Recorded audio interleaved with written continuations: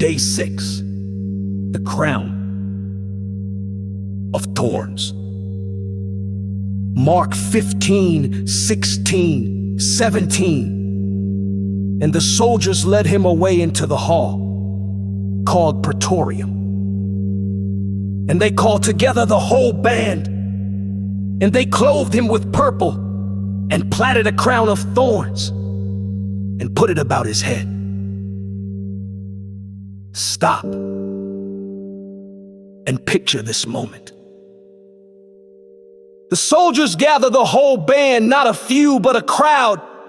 They want an audience for their mockery. They want everyone to see this beaten man dressed like a king in jest. They take a faded purple robe, the color of royalty, and throw it across his bloody back.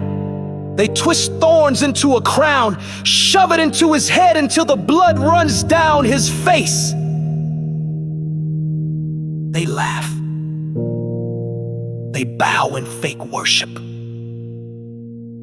They spit on the King of Glory. But listen, he let it happen. Do you hear me? He let it happen. At any second, he could have spoken and the whole Praetorium would have collapsed. At any second, he could have called for 12 legions of angels and the heavens would have roared to his rescue. Yet he stood there, silent, enduring the shame. Why? Because the crown wasn't for him. It was for us.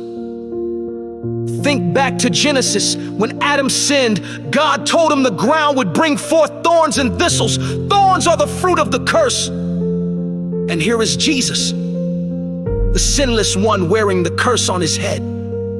Do you see it?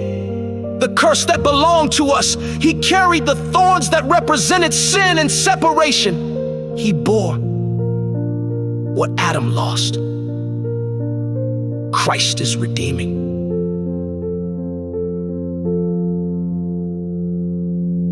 The soldiers thought they were mocking him, but in reality, they were preaching a sermon they didn't understand. They bowed before him in sarcasm. But one day every knee shall bow and every tongue confess that Jesus Christ is Lord. They dressed him in purple to humiliate him, but he is clothed in majesty.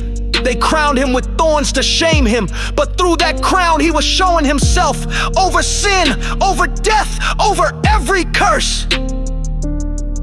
Friend, let me ask you today, how do you wear the name of Jesus? Do you honor him as your king? Or do you give him lip service like those soldiers, bowing with words but mocking with your life? The crown of thorns reminds us that he bore the curse for us, but it also reminds us to live like he is truly our king.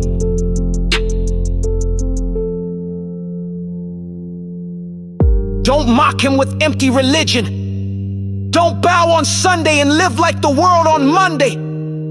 Worship him in spirit and truth. Live a life that says, Jesus is my king. Because the crown of thorns was not defeat, it was victory.